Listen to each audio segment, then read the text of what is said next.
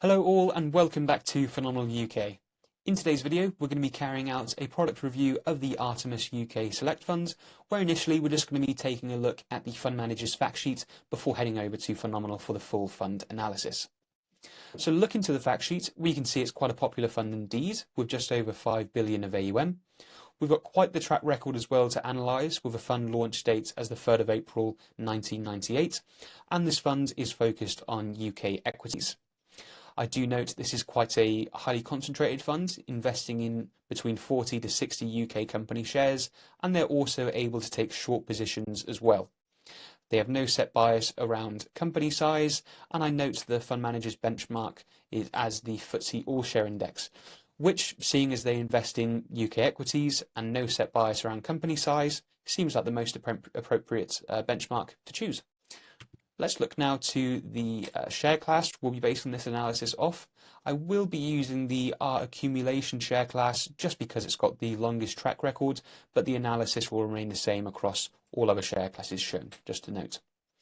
Before we head over to the fund analyzer though, I will just look to the OCF, where we can see a minimum OCF of 0.8% and a maximum of 1.55% for the Artemis UK Select Fund. So this is quite an expensive fund, but let's find out if these fees are actually justified.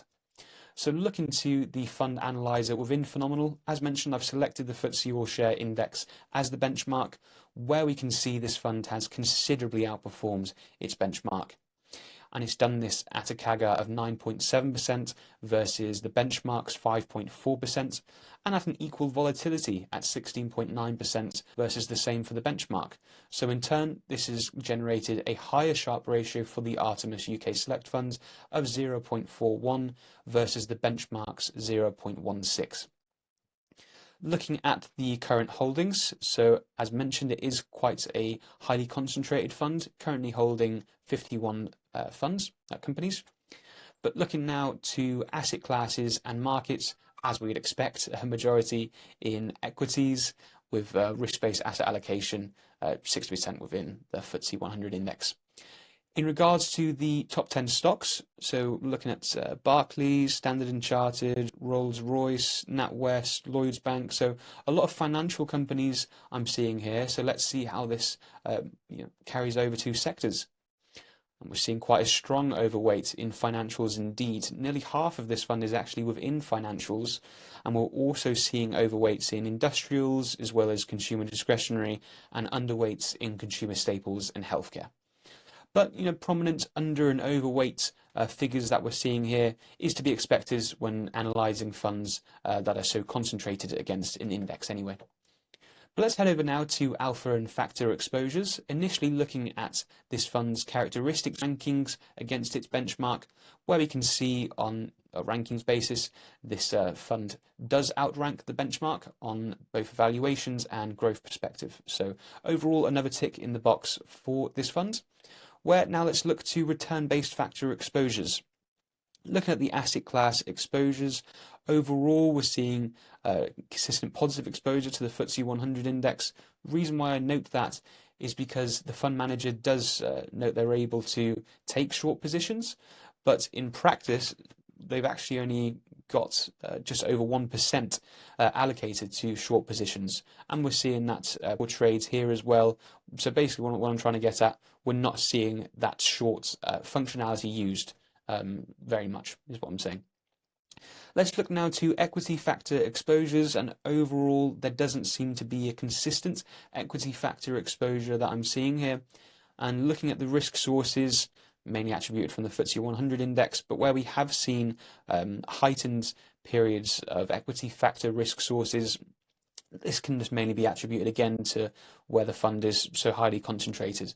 But if we did want to peel back another layer of this blue bar, we can actually see what those equity factor risk sources were within that blue bar on the next chart shown.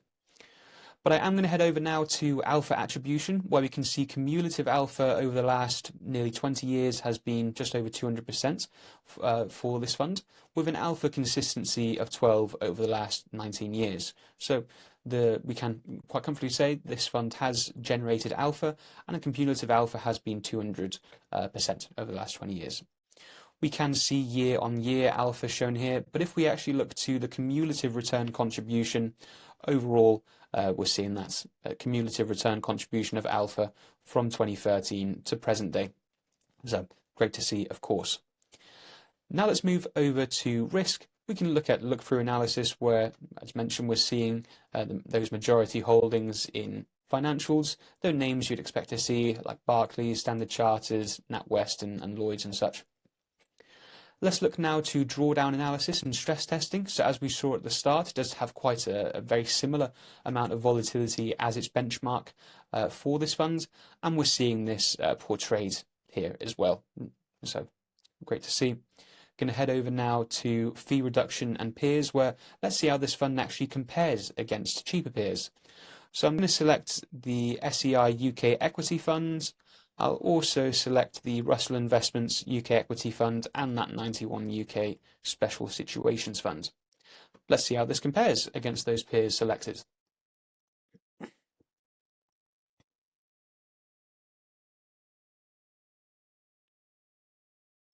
So overall, the Artemis UK Select Fund has outperformed all of the other funds selected.